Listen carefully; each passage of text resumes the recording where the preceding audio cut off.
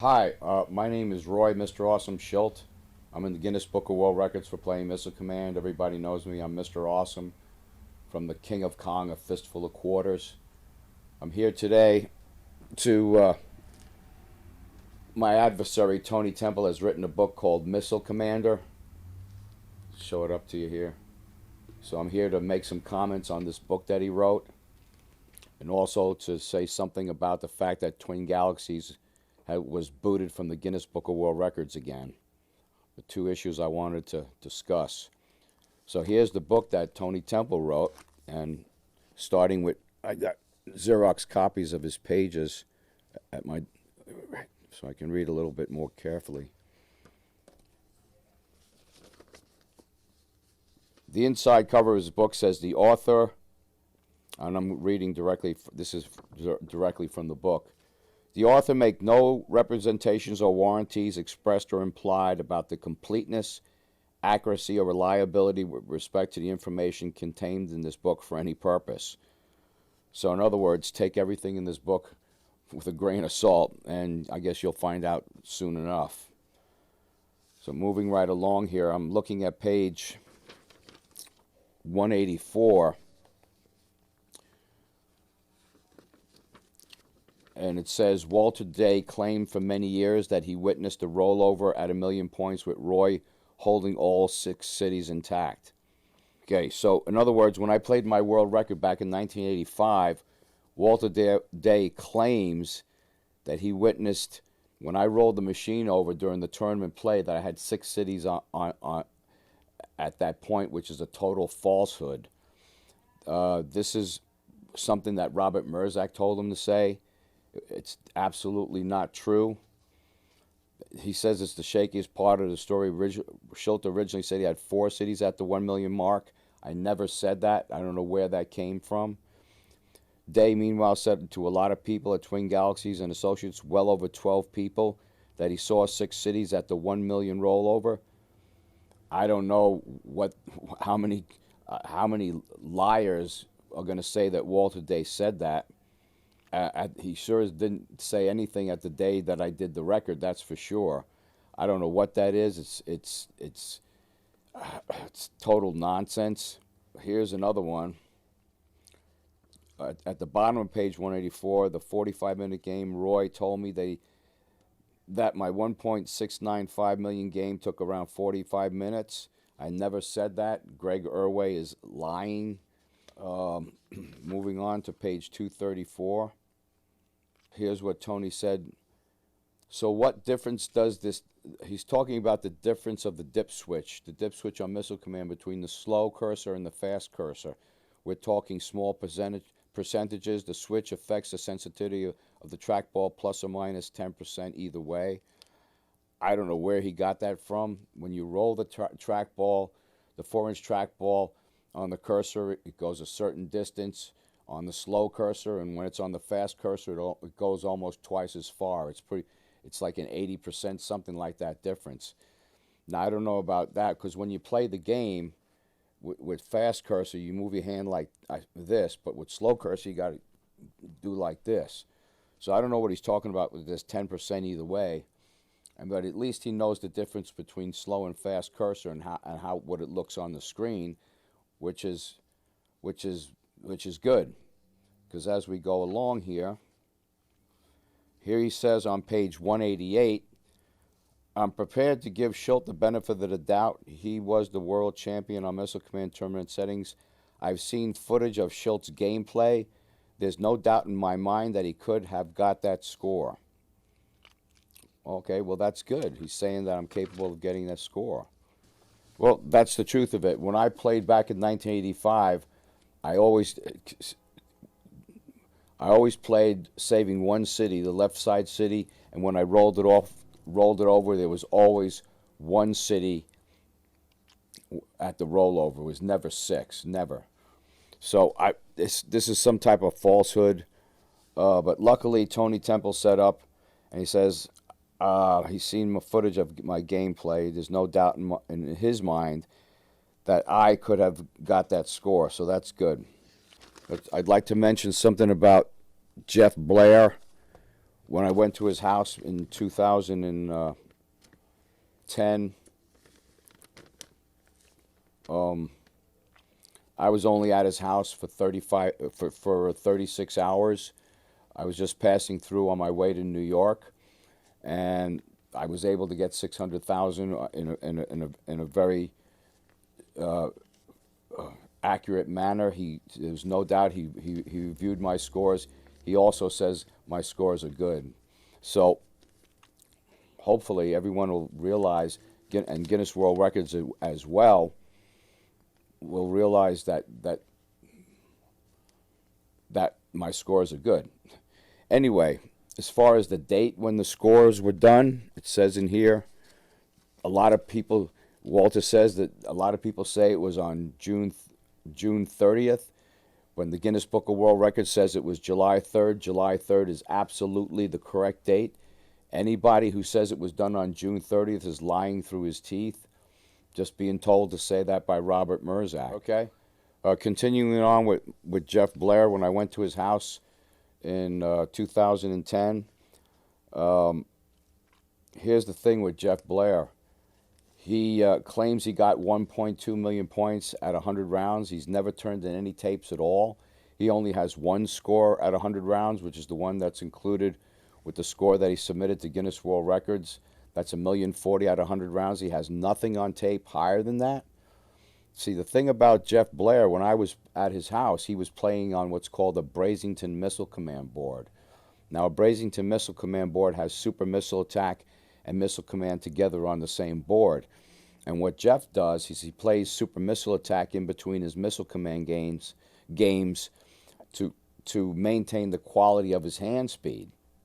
Scores played on a Brazington board don't count. I mean, technically you could look at it as an unfair manipulation of the playing environment for someone to play Super Missile Attack to maintain his hand speed.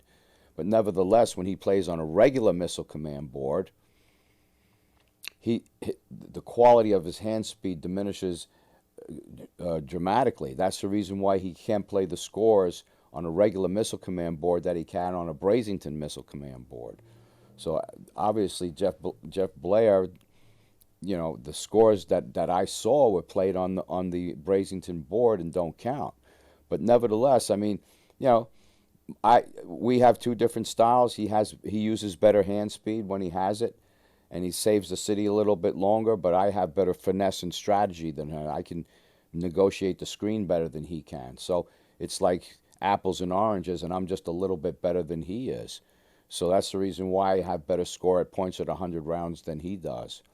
So too bad for Jeff Blair. I mean, if you want to be the true Missile Command champion, you're going to have to beat my score of 1,147,395 at 100 rounds, as stated in the Guinness Book of World Records.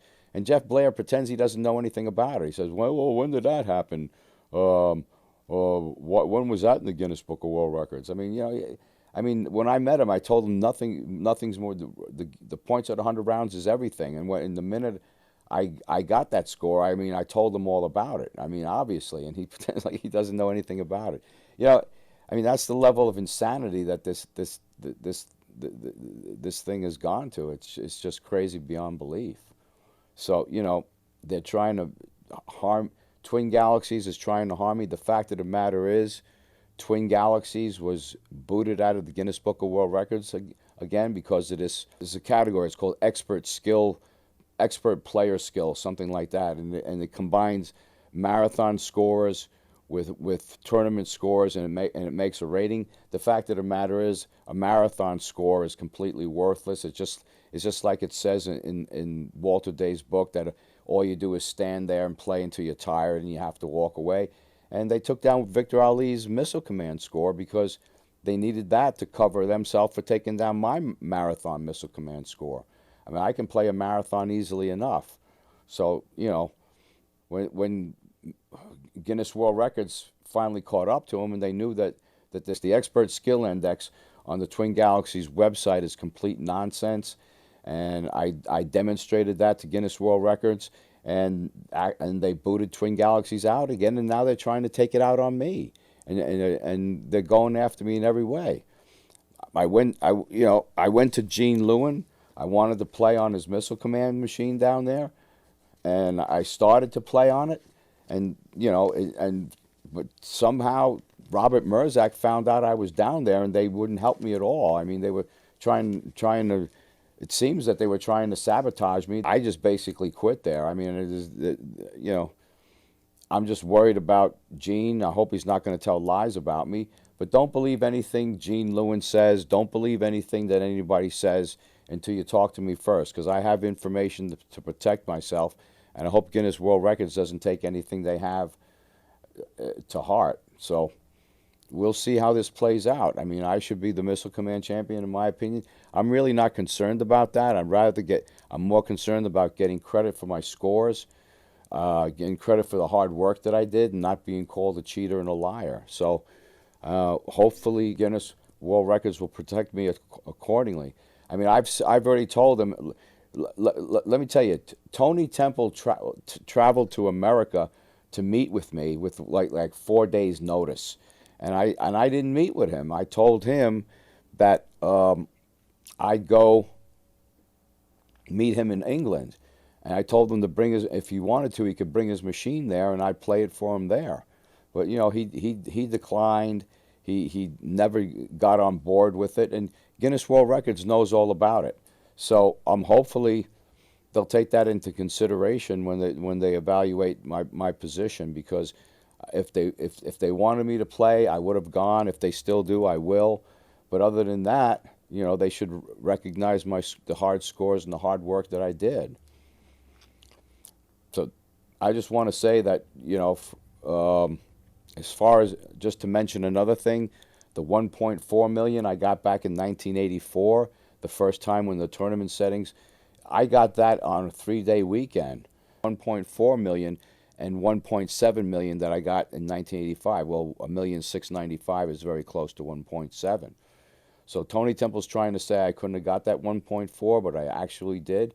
And Tony Temple should know better, because he got a 1.5 million in a single day at some tournament exhibition, and then when he went home, it took him 6 months to go from 1.5 to 1.9, and that record he got in the Guinness Book of World Records took 6 months to go from 1.5 to 1.9.